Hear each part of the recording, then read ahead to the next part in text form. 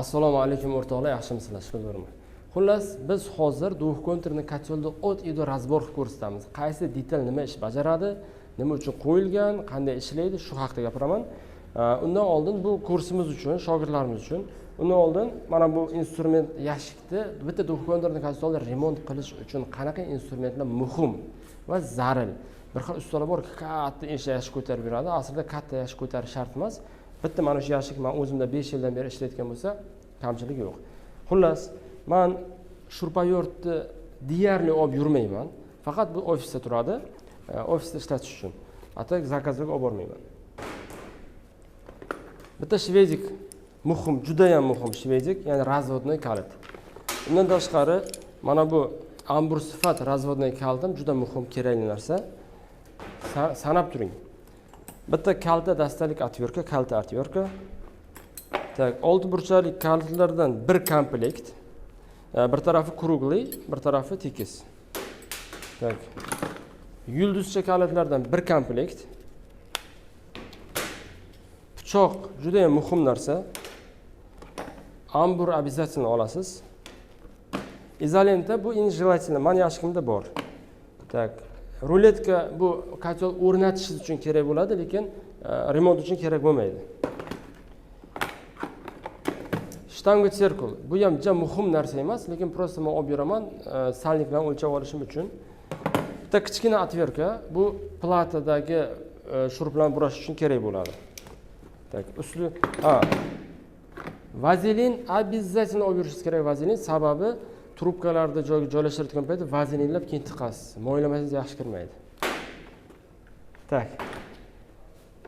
Nasos обязательно olib yurasiz. Расширительный bachokni, ya'ni ichidan ko'rsataman, расширительный bachok nima uchun davriladi bu haqida. Nasos olib yurasiz. Uzun atverka, figurni atverka uzunidan bitta uzun ploskiy atverka, prostoy deyishadi-ku, o'shandan. Tak, qaychi bu uстановка uchun kerak bo'ladi, atak remont uchun kerak bo'lmaydi, men olib yuraman. Bitta multimetr olib yurasiz, tokni o'lchash uchun va ba'zi bir detallarda signal bor yo'qligini tekshirish uchun. Juda muhim manometr, havo o'lchagich, bu ham o'sha расширительный bachokni ichiga nasos bilan dam urganingizdan keyin o'lchash uchun kerak bo'ladi. Va mana bu nabor. Ikki tarafi ham prostoy гаишник ключ hisoblanadi. Bu yerda hammasi bor. Nechidan nechigacha? Tak, 22dan 7 gacha. Hammasi bor. Bu eng muhim, eng kerakli instrumentlar. Bundan ortiqchasi ham ortiqcha hisoblanadi. Bu endi hozir bizda premium paketimizga instrument qo'shib berilyapti. Shuning uchun bitta ma'lumot o'rnida aytib o'tdim. Tak, bismillah deb kotyolni razbor qilishni boshlaymiz, buzishni boshlaymiz. Birinchi alt yuzini ochamiz, ya'ni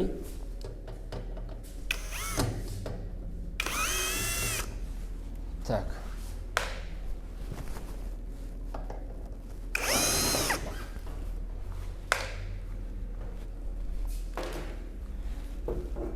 Yuzini ochganimizdan keyin birinchi mana bu boshqaruv pultini sug'urib olamiz, chunki aksariyat kotyollarda boshqaruv pulti mana bu yuz qismiga biriktirilgan bo'ladi. Mana shu instrumentda menga xalaqit berar ekan. Hammasi chekka olib qo'yamiz. Bo'ldi, kishi tahlil qo'yaveradi. Ichiga so'rasizmi? Kemirani taxlaydi. Olib qo'yasiz bir chekkaga. Bu ha, mayli. Bemalol yozaveringlar. Kamerada yozasizlarmi, zapis qilasizlarmi imkon qadar. Keyingisi bu ichkaridagi yuzi.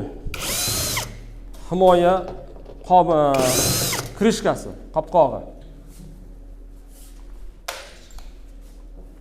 Buni ham yechib olamiz, pastga qo'yamiz. Aksariyat vaqtda bitta muammoni aytib o'tishim kerak. Aslida bu mavzuni chetlashib ketaman deb o'ylayman. Ba'zi kotyollarni prosta mana shundagi oynachasi, shishachasi yo'qligi uchun ham olov garelkaga yonmaydi. Sababini keyin aytaman. Bu endi 3-qavat. 3-qatlamni hozir ikkita bokovoyni yechib olaman, bemalol razbor qilish mumkin bo'lishi uchun. Labay. Ha, endi har bir narsani Ha, okey.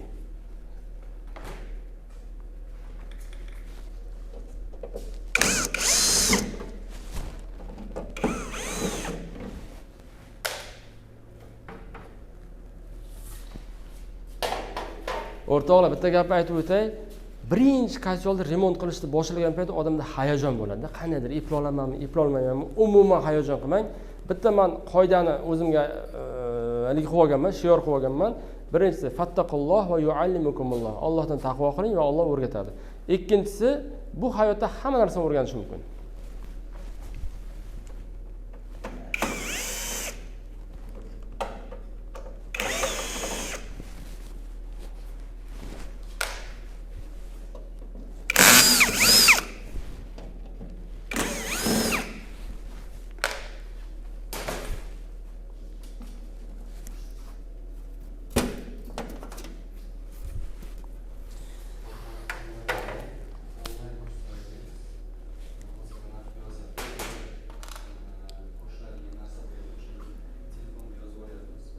Qarang, aksariyat kotyollarda mana bu shuruplari, samarezlari ikki xil bo'ladi. Ya'ni ustki qatlam bilan ichki qatlamlik ikki xil bo'ladi. Bu Fox kotyolda ham xuddi shunday, ichki bilan ustki farq qiladi. Bitta ko'rib olsangiz, yechayotgan paytingiz ko'rib olsangiz bo'ldi. Biroz zametkaga olib qo'ying.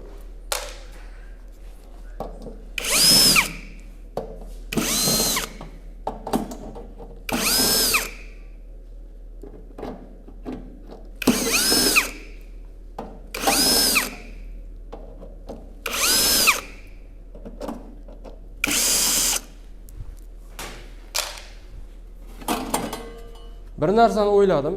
Buni Firdavs ukam bilan gaplashib maslahatlashaman. Biz premium paketimizda instrumentlar haqida aytganmiz, ya'ni to'liq instrument qilib beramiz. Bu instrument to'liq instrument ichida shurpavert ya'ni kiritilmagan. Bu biz uchun prosta ortiqcha. Lekin baribir shogirdlarim ichida bittasiga yaxshi o'qigan, zo'riga, aktiv bo'lganiga bitta shurpavert men o'zim hadya qilaman inshaalloh kurs davomida. Aka bitta boshqatdan ayting, bil savolim shu joyda. Da. Ish qilayotganda bo'lasiz yo'lda. Ha. Tak. Bosdingizmi? Bir narsa aytib o'tmoqchiman. Bizning premium paketimizda, kursi premium paketida bir komplet instrumentlarni biz beramiz deb va'da berganmiz. Mana bu shurpavert bu paketning ichida, ya'ni komplektga ichiga kirmaydi. Ya'ni bu alohida. Lekin men shogirdlarimga bitta instrument, mana shu shurpavertni zo'ridan hadya qilaman inshaalloh. Yaxshi o'qigan, aktiv bo'lgan bolaga, yigitga bitta instrument mendan hadya inshaalloh. Tak. Tak.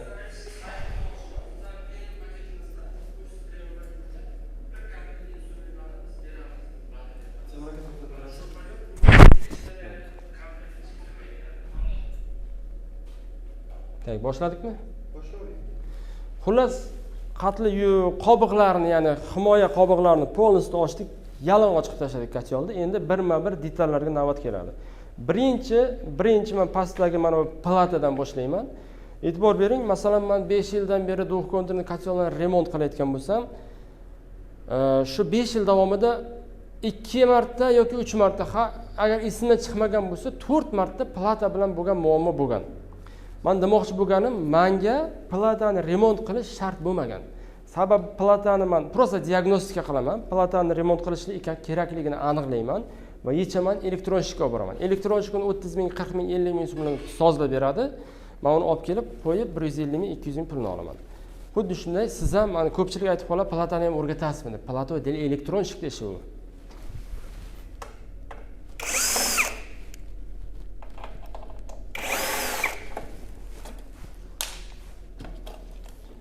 Tak.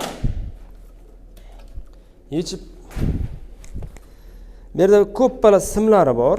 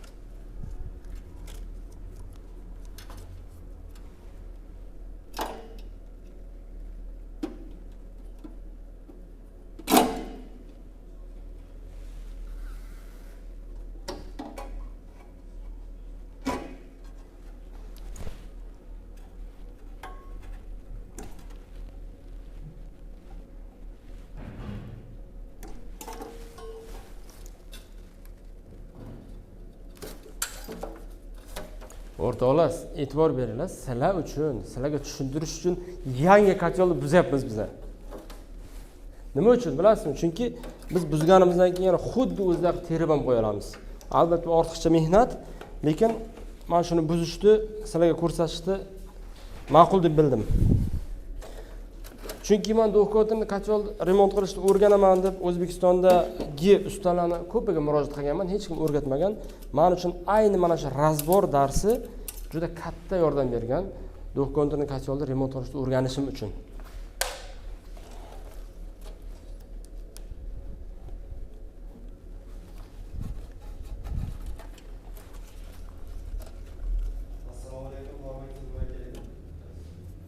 Va alaykum salom rahmatulloh. Salomat bo'ling. Qalaysiz?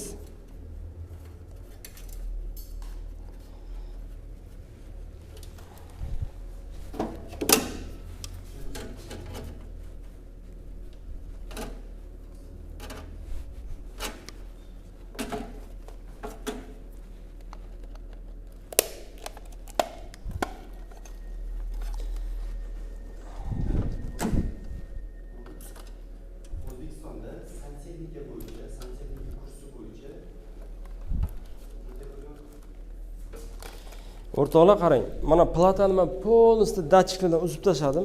Faqat 3 ta, 4 ta simi bor. Uni просто qo'lingiz bilan uzib ola olmaysiz. Sababi bu ichida anagi bilan samariz bilan qotirilgan. Hozir buni ochib, inshaalloh o'sha samarizni ham yechaman.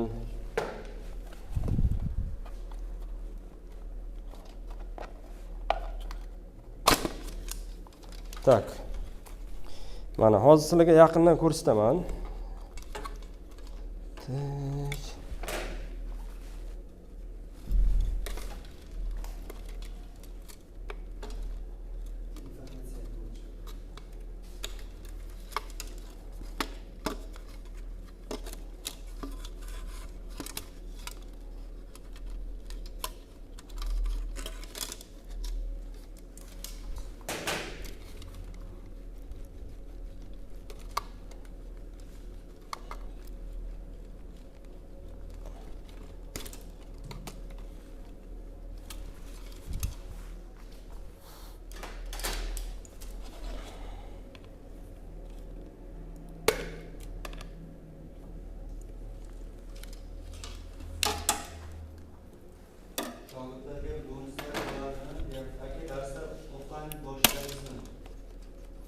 Darsdan offline boshladim. Agar kim onlayn darsligimda o'qib, tushunmagan bo'lsa yoki onlaynda o'qib, yana offlaynda ham o'qiyman, santexnikani ham mukammal o'rganaman desa, erkakcha gap 15% chegirma. Hamma onlayn o'qigan shogirdlarim uchun. Plus bo'lib to'lash imkoniyati birdan emas. Qarang, biz hozir faqat darslar boshlanguncha bo'lib to'lash imkoniyatini berganmiz, lekin onlayn o'qib ketgan shogirdlarimizga darslar tugaguncha bo'lib to'lash imkoniyatini beramiz.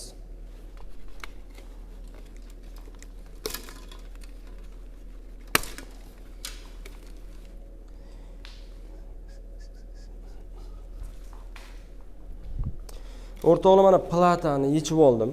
Qarang, yaqindan ko'rsatay. Plata hammasi mikrosxema, diod, miyod shunaqa narsalardan tashkil topgan. Men to'g'risini aytaman, platani o'xshatishni bilmayman, lekin bittashida sizlarga bitta anaqa nima deydi, insight berib o'taman.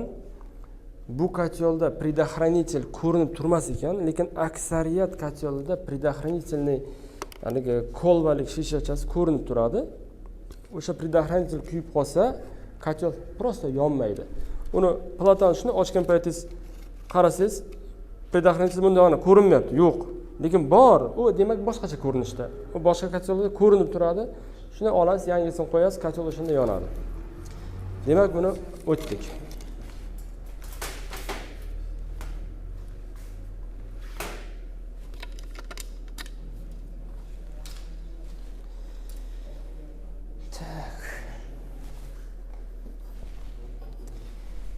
Tepasidan boshlashga men qaror qildim. Tepasidan uni yechib kelamiz inshaalloh.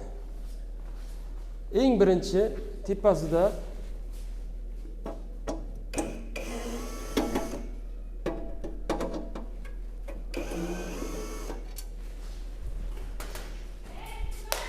Tak, bu prisostat deyiladi yoki pnevmorile. Bu narsa kotyolda включатель vazifasini bajaradi. Qachonki kotyol ventilyator ishlasa, buni ichida membrana bor.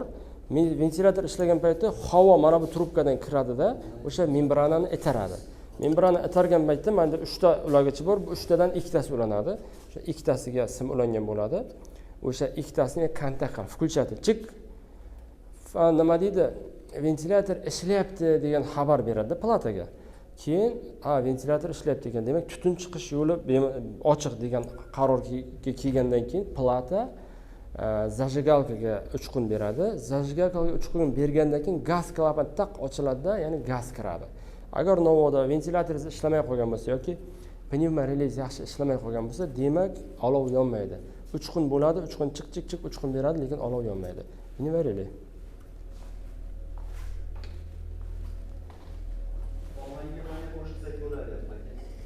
Onlaynga Telegram orqali yozing, muammo emas qo'shilish.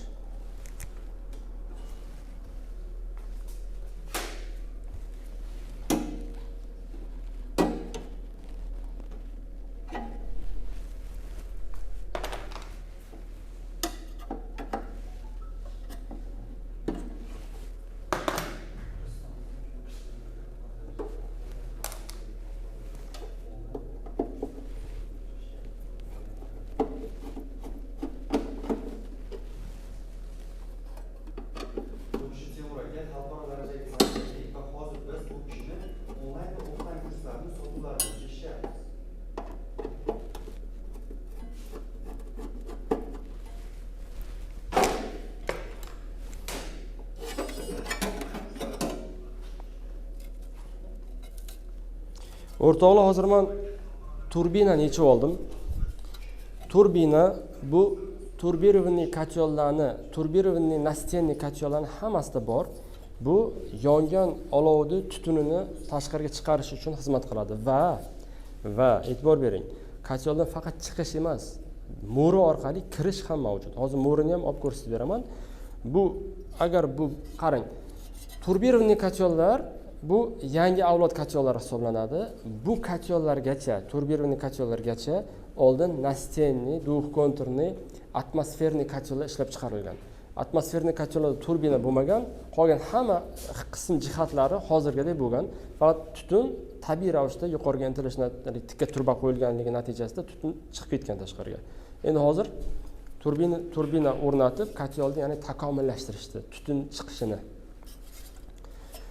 Turbina ishlamasa, turbina kotyoldagi birinchi ishlash kerak bo'lgan detal deb aytsak xato bo'lmaydi.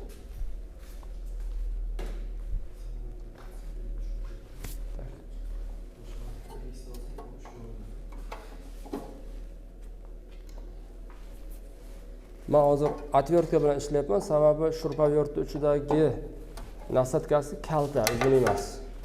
Mana bu detallar, bu oddiy tunikachalar, issiqdan himoya qilish uchun kotyolda ba'zi bir detallarini. Bu ba'zi kotyollarda bor, ba'zi kotyollarda yo'q. Tak. Yechib olamiz. Şimdi bitta sekretni aytib o'taman sizlarga. Prosta yechilayotgan payt ilhom keladi-da, ilhom emas, ilhom keladi. Tak, mana bu narsa borku, ya'ni olov kamerasining tepasidagi krishkasi yopiq narsa, ya'ni yopiq kamera. Gaz past bo'lsa, yonmay qoladi kotyollar. Ya'ni yonadi o'chadi yoki prosta gaz past bo'lsa, kotyol garelkadan chiqayotgan gazni yonishga ulgurmasdan havoga uchirib ketadi bu turbina.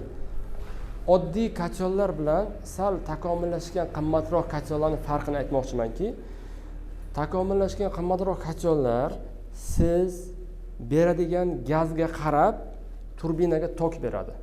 Ya'ni pastroq gaz bo'lsa turbina kamroq aylanadi, sekinroq aylanadi, shunda olovni uchirib ketmaydi.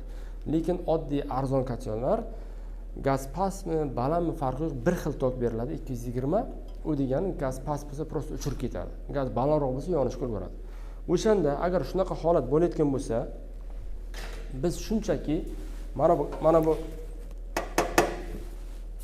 qobig'ini drill bilanmi, nima bilan bo'lsa ham teshib qo'ysak, havo faqat pastdan olmaydi-da, havo tepadan ham oladi.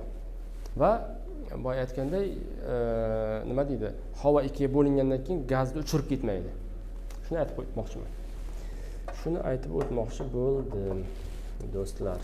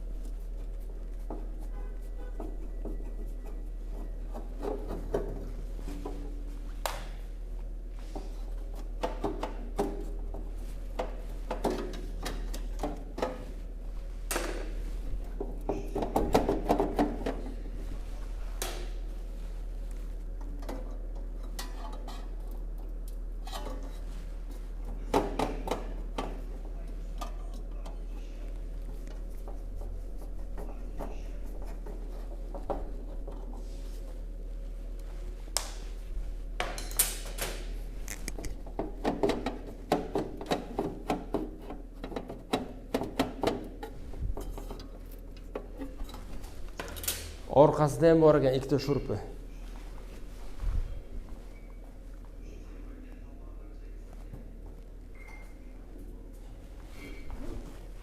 Adashma, orqada yo'q ekan.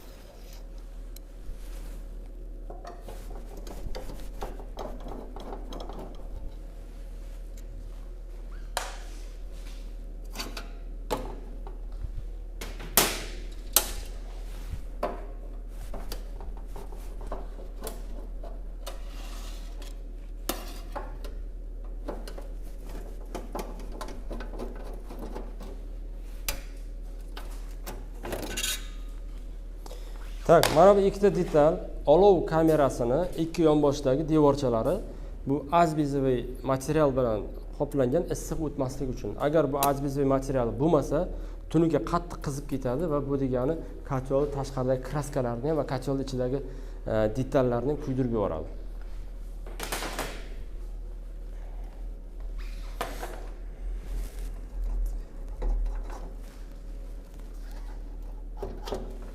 Mana bu narsa skoba deyiladi. Yaqinroqdan ko'rsatay. Mana bu skoba deyiladi. Bu kotyolning ichidagi suv tizimidagi trubkalarni bir-biriga mahkamlash uchun. Bu hamma kotyolda ham bir xil degani emas. Ba'zi kotyollarda gaykalik bo'ladi, ba'zi kotyollarda просто salniklik trubka bo'ladi. U o'sha skoba salniklik trubkalarni bir-biriga mahkamlab qo'yish uchun xizmat qiladi.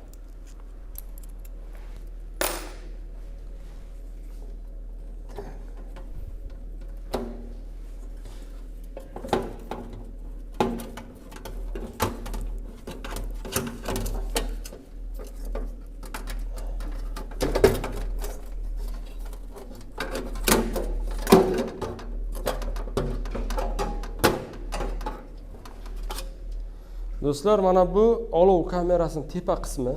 Ya'ni bu sizlarga tushuntirmoqchi bo'lgan joyim, buni agar gaz past bo'ladigan bo'lsa, havo olovni o'chirib ketayotgan bo'lsa, prosta yonboshlardan teshib qo'yish mumkin, ya'ni havo kirishi uchun. Yoki prosta mana teshigi bor-ku, mana ko'rib turgan tumaloq teshik. Bu tumaloq teshikni biron bir narsa bilan, to'siq bilan yarmini bekitib qo'yish mumkin. Lekin yarmidan ham ko'prog'ini, balkim yarmini ham emasdir. Uni o'sha yonishiga qarab qaror qabul qilsalar, balkim kamroq yopish kerakdir. Balkim yopsangiz zarari bordir. Shuni ham e'tiborga oling. Muhimi, olov ko'p chiroyli yonishini ta'minlash kerak.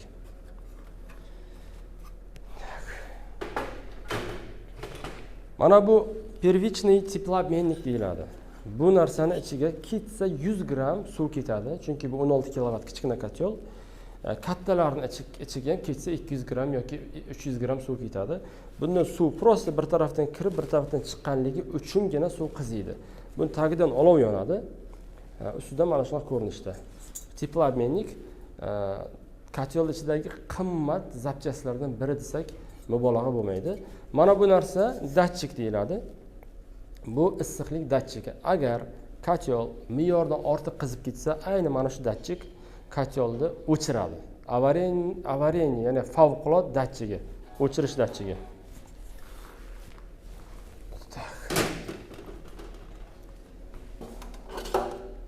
Olov kamerasini ikki yonboshida ham, orqasida ham va oldidan ham mana shunaqa azbizli krishkalari bor. Azbizli krishka bo'lmasa, boya aytgandek, kotelni ichi qattiq qizib ketadi, u ko'p yomon oqibatlar olib kelishi mumkin. Tak.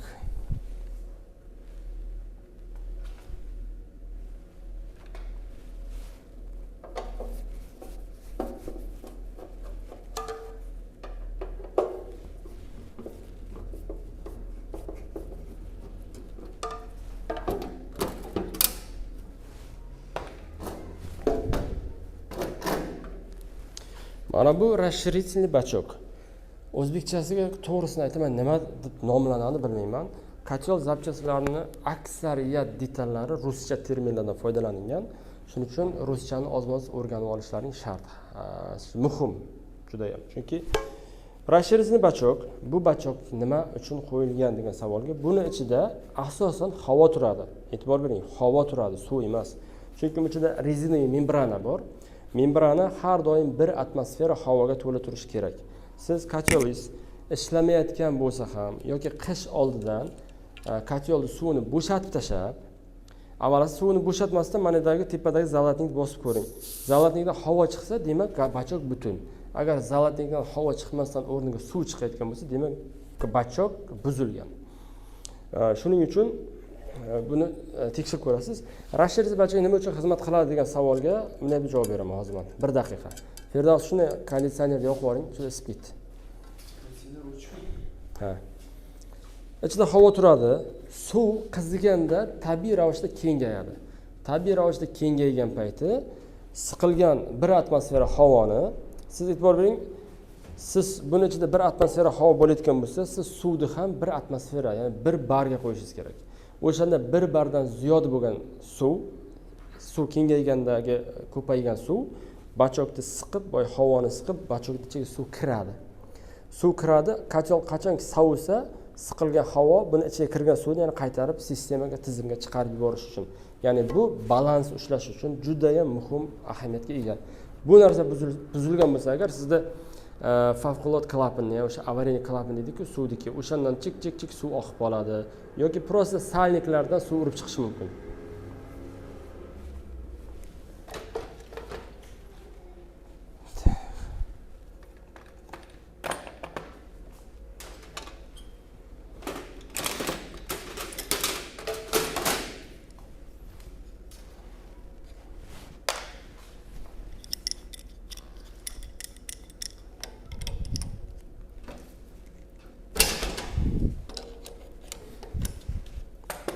Instagramda ham yozishyaptimi?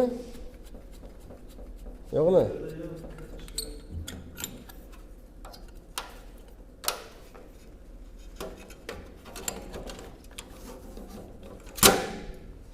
Mana bu trubka. Bu obratkaning trubkasi. Nima uchun obratkani? Suv chap tarafdagi trubkadan chiqib ketadi tizimga. Tizim uyingizda aylanib isitib, mana bundan sirkulyatsion nasos bor tomondan qaytib keladi. Qaytib kelgandagi sirkulyatsion nasos bilan первичный теплообменникning o'rtasini suv yo'lini ulaydigan trubka. Bu ba'zi kotellarda alyuminlik bo'ladi, ba'zi kotellarda просто shalankalik bo'ladi. Mana nержавеющий гофрированный shalang bo'ladi, shunaqa bo'lishi ham mumkin.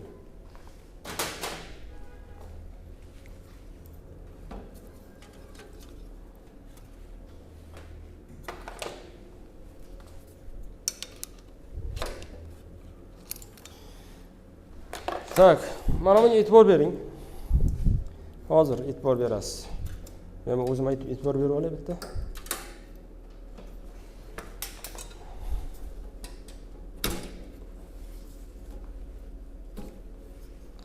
Tak, mana ikkita trubka. Mana bu podachaniki, issiq suv chiqishi, mana bu obratkaniki, issiq suv kirishi. Obratkada bu sirkulyatsion nasosga ulanishligi uchun bu yerda gayka qo'yilgan. Podachada sirkulyatsion nasos yo'q-ku. Bunga shunchaki ikki tarafiga ham salnik qo'yilgan, salnik. Bu salnikni mana bunaqa skoba bilan qotiriladi. Joyiga tiqilgandan keyin bu skoba tiq deb joyiga tiqib qo'yiladi. Bo'ldi, shugina narsa buni ushlab turadi.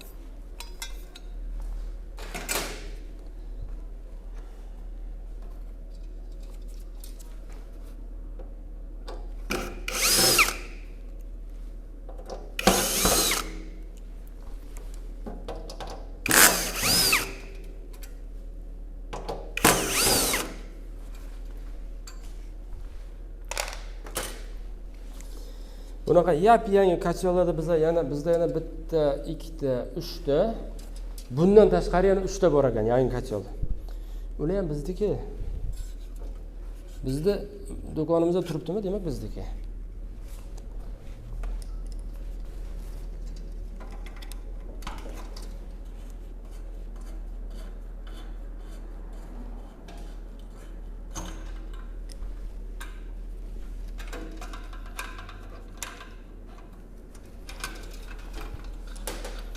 Bu kachellar sotiladi.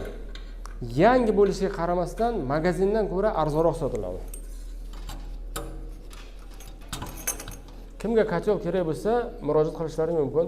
Chotka garantiyasi bilan, komplektovkasida stabilizatorlari bilan men sizlarga arzon narxda to'lab beraman.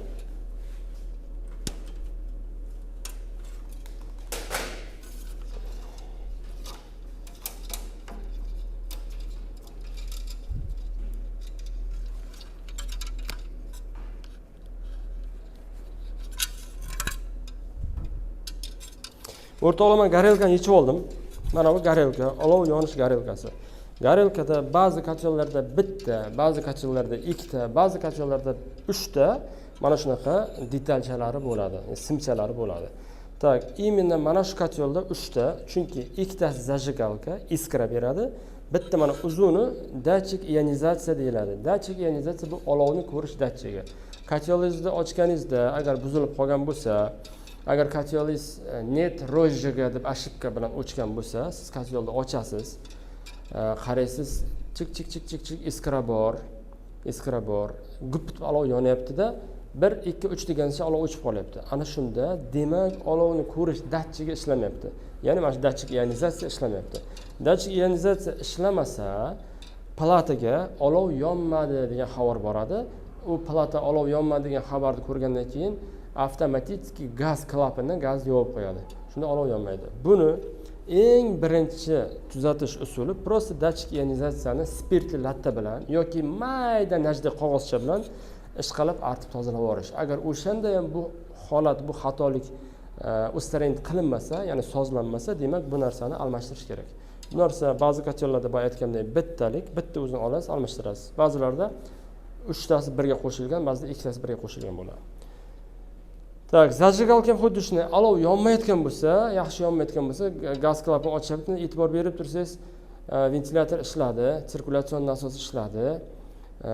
Keyin tiqqiga ovoz bilan gaz klapanini ochayotganini sezib turibsiz, lekin olov yonmayapti. Demak, zajigalkalardan iskra yo juda ham suz yoki prosta iskra bermay qolgan. Agar mana korpusi, keramический korpusi yorilgan bo'lsa ham, iskra yaxshi bermaydi, olov yaxshi yonmaydi.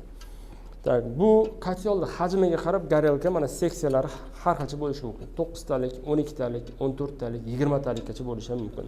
3, 6 bu 8 talik. 16 kilovat kachel uchun 8 ta juklyor normalni yetarlicha hisoblanadi. Endi ba'zilar so'rashadi-ku, propan ulab yoqsak bo'lmaydimi deb.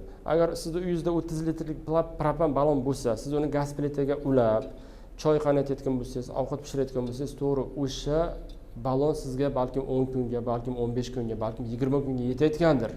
Qachonki bitta juklyorni yozsangiz, bitta juklyordan foydalansangiz. Endi siz o'zingiz tasavvur qiling. 9 ta juklyor kuni bo'yi, tuni bo'yi, ya'ni kruglosutishni yonib turgandan keyin 9 ta juklyordan chiqayotgan gaz, meni fikrimcha, katta ehtimol bilan 1 kunga ham yetmaydi. 1 sutkaga tursin, 1 kunga ham.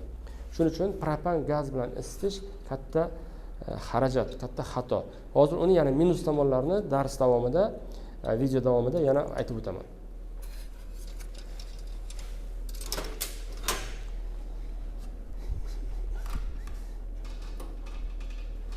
Tak.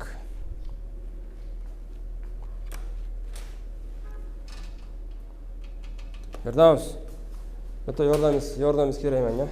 Bitta pastdagidan yechib tashlayman. Sal ko'tarib turasizmi? Orqasini yechib olishim kerak. Ha.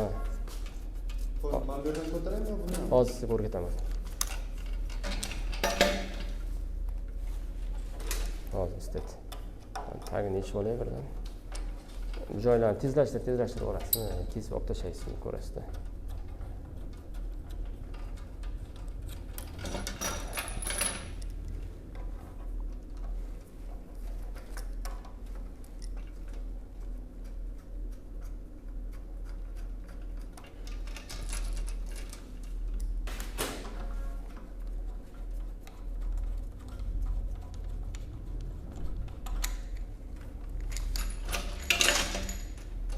Tak, ana endi mana bu sho'rplar bor-ku. Shuni yechishimiz uchun просто shunaqa tursangiz, orqasidan shuni yechib olaman bo'ldi. Joyiga ilib qo'yamiz.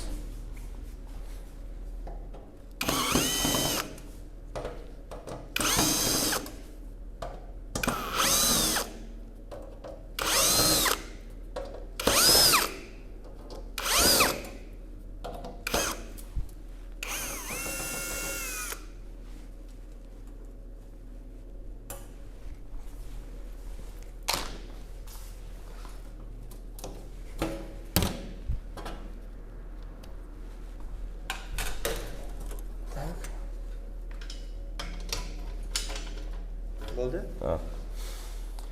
Kotyolimizni polностью razbor qilib oldik desak ham bo'ladi. 95%ni. Mana bu просто tepa gaz kamerasi bilan suv qismini ajratib turadigan temir plastina. Shunga e'tibor berishimiz kerak. Mana bu shlancha bor, gaz plitadan, gaz reduktordan, gaz klapandan, adashdim, gaz klapandan chiqib turgan shlancha bor.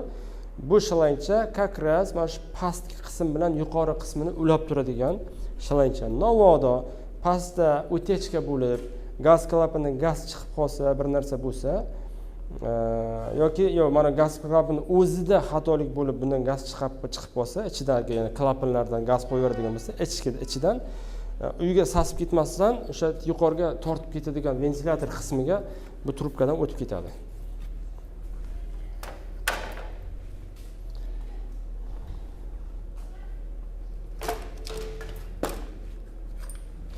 Men hozir birinchi вторичный теплообменникni ochaman. Undan oldin ikkita datchikni sizlarga ko'rsatib o'taman. Birinchi datchik mana bu issiqlik datchigi. Bu issiqlik datchigi suvda necha gradus isiganligini plataga xabar beradigan, boshqaruv pultidagi ekranda ko'rinib turadigan ma'lumotni beradi bu datchik.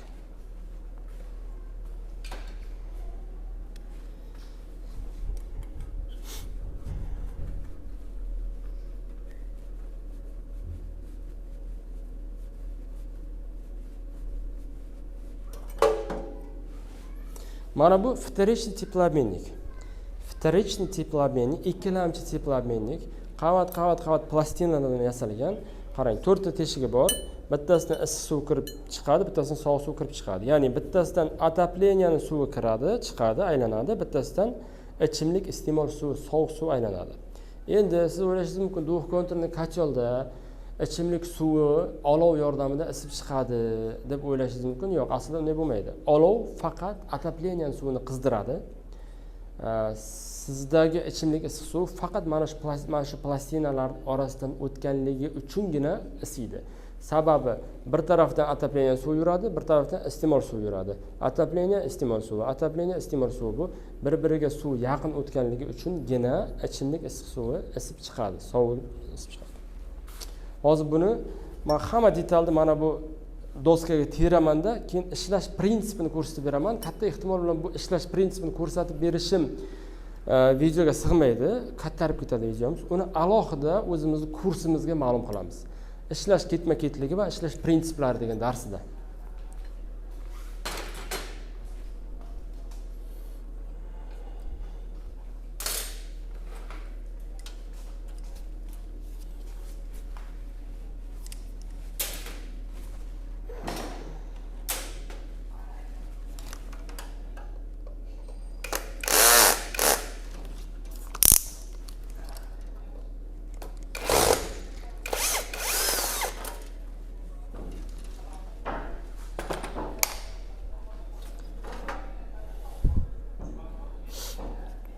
Tak.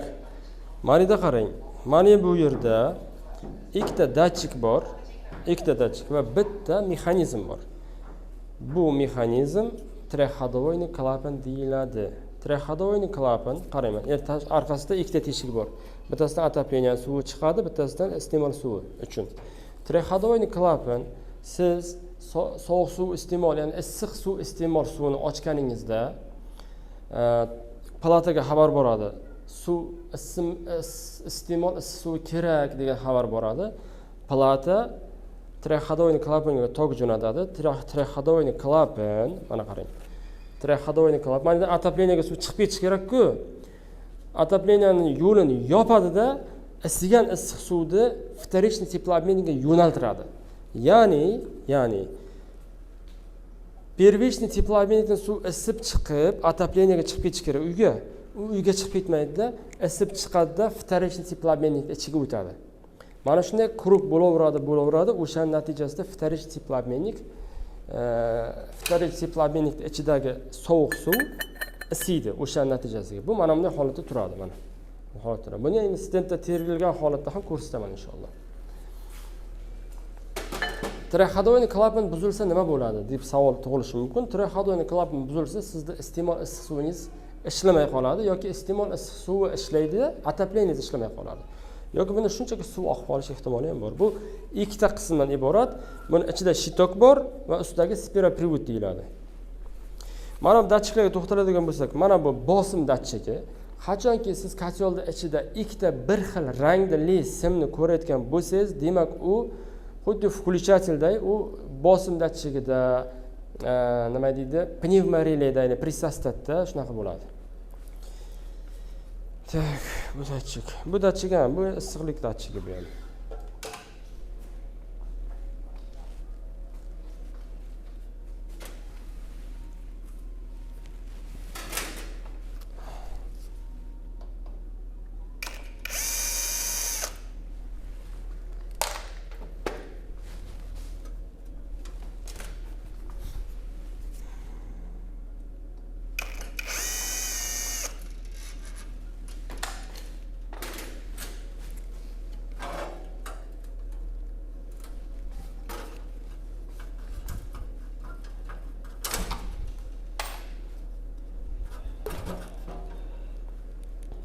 Mana o'rtoqlar, mana bu sirkulyatsioniy nasos.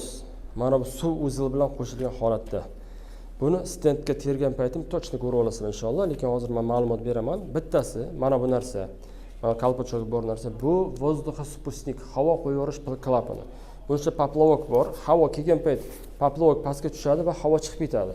Suv kelgan payt poplovokni ko'taradi va bu suv yo'lini, ya'ni havo yo'lini yopadi. Va bu yerda favqulod klapani bor. Favqulod klapani ham skobada qotirilgan. Olib ko'rishsatishi mumkin bemalol. Mana skobasi. Tak, mana bu favqulod klapani. Mana bu narsa.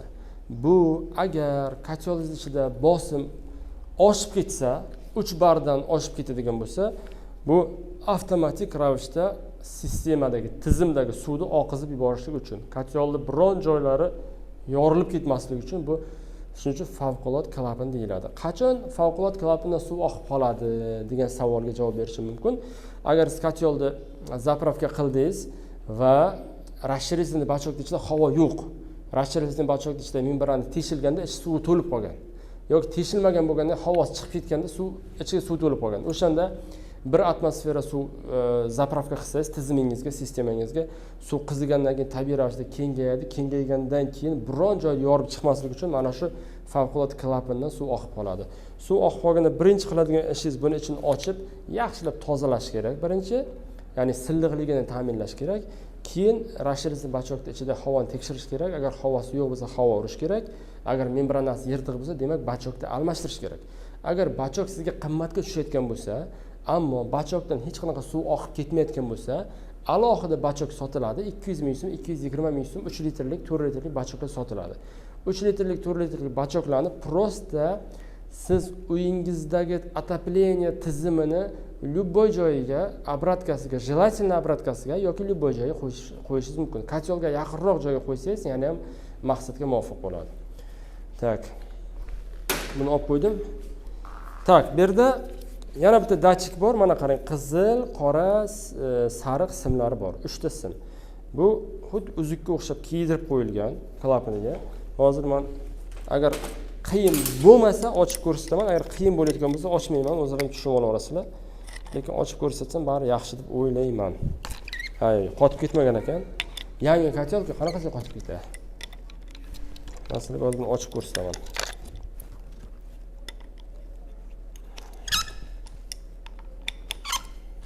Boyagi gapimga savol tug'ilgan bo'lishi mumkin. Tabiiy ravishda katyol, masalan uchun biz ichimlik issiq suvini ochganimizni katyol qaydan biladi? Borib qulog'iga pichirlab kelishimiz kerakmi degan savol tug'ilishi mumkin. Yo'q, qulog'iga pichirlashi shart emas. Qulog'ini topolmaysiz ham katyolda. Datchik protokasi bor. Datchik protoka sovuq suvini kirish yo'liga qo'yiladi. Siz sovuq suv, ya'ni issiq iste'mol suvini ochganingizda datchik protoka aylanadi, ichida farrakchasi bor. Datchik protoka aylanadi va plataga ichimlik issiq suvi kerak degan xabar beradi. U xabarni jo'naltirgandan keyin plata avtomatik ravishda traxadovniy klapanga tok beradi. Traxadovniy klapan burilib, ya'ni harakatga kelib, отопление yo'lini yopadida issiq suvni вторичный тепловениyaga qarab yo'naltiradi. Bu datchik protoka. Datchik protoka ishlamay qolsa, katta muammo, faqat siz ichimlik issiq suvi sizdan chiqmay qoladi. Ya'ni katyolingiz issiq suv ochilganligini sezmaydi. Prosta отопление ishlayveradi.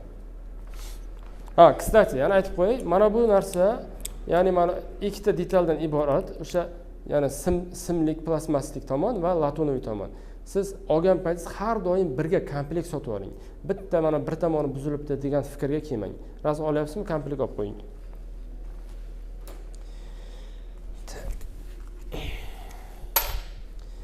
Tak, bu sirkulyatsion nasos, ya'ni suv aylantirish nasosi. Buni men hozir skobasini olamanda, men bu latonoviy suv uzil tomonni ochib tashlayman sizlarga ko'rsatish uchun. Tak. Qarang, hali germetikalari turibdi, chunki katyol действительно yangi ishlamagan. Shuning uchun zavodskoy plomba germetikalari turibdi.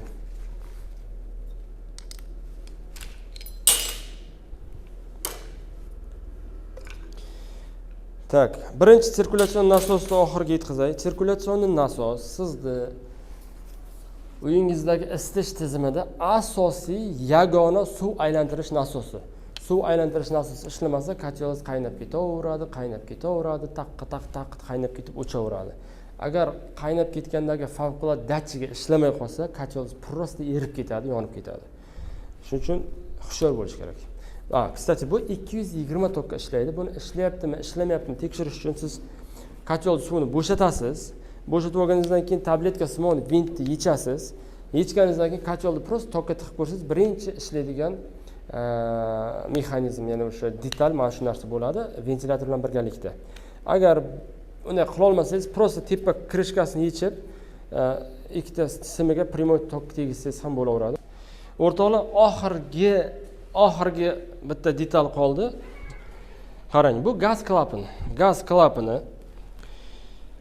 gazni avtomatik ravishda ochish uchun xizmat qiladi. Ya'ni buni ishlashiga birinchi ko'rsatgan detalim bor-ku, presostat yoki pnevmarili, buni ishlashiga yordam, ya'ni buni включатели mana bu narsa. Bu narsa ishlamasa, bu narsa ochmaydi. Bu xuddi tasavvur qiling, bu lampochka, bu esa включатель. Tak. Bu ikkita katushkadan, ba'zi katyollardagi 3 ta katushkadan iborat bo'ladi. Buning ichida misol uchun bitta katushka ochish, yopishni bajarsa, xizmatini bajarsa, bitta katushka prosta modulyatsiya klapani vazifasini bajaradi. Modulyatsiya klapani nima desangiz, modulyatsiya klapani bu siz talab qilgan issiqlikka yarasha gazni ochib yopish, ko'paytirish yoki kamaytirish, ya'ni gazni past baland qilish klapani. Siz 70-80-60 gradusga qo'ysangiz, demak gaz balandroq yonish kerak. O'sha modulyatsiya klapani gaz yo'lini ko'proq ochadi, modulyatsiya klapani gaz ko'proq kiradi. Sizga 30-40 gradus kerak, pastroq yonish kerak. Demak modulyatsiya klapaniga xabar keladi va modulyatsiya klapani gazni kamaytiradi. Bu juda muhim narsa. Aksariyat katyollarda teplobmenik teshilib qolishining sababi modulyatsiya klapani ishlamay qolgan bo'lishi bo'ladi.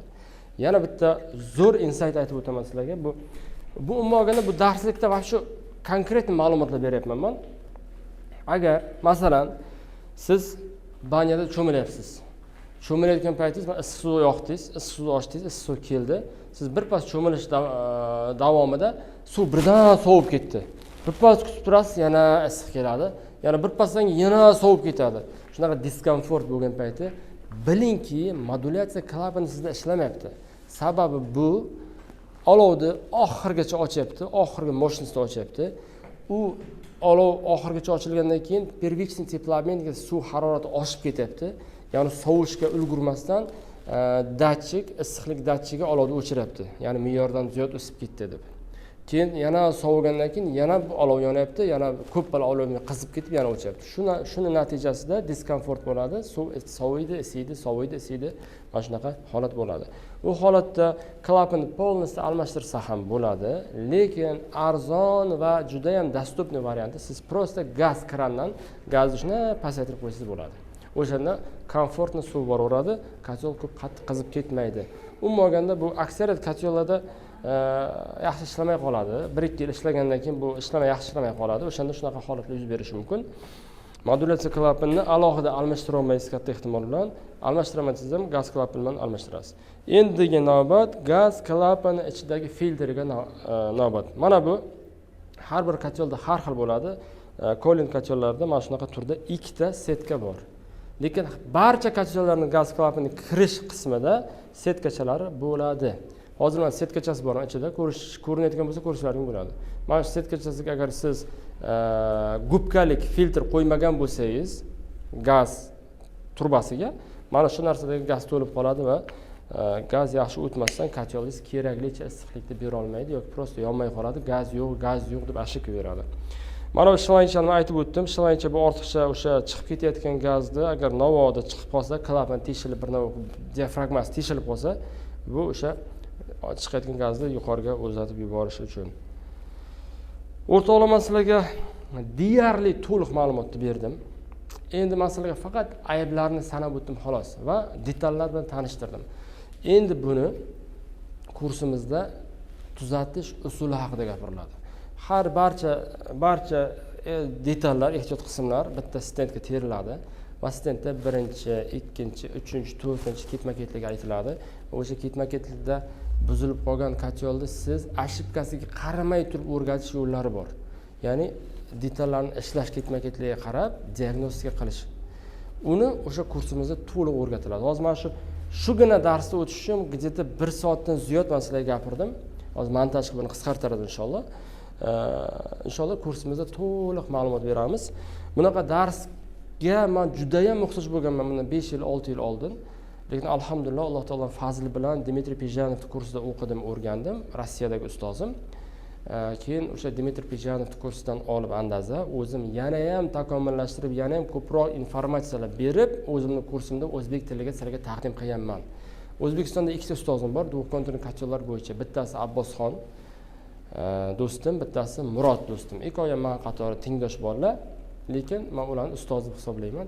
Kursimda inshaalloh o'sha ustozlarim bilan tanishtiraman. Abbosxon ham, Murod ham ularda proshifishni kodlari bor. Menda u proshifishni kod yo'q, sababi men uni olmaganman.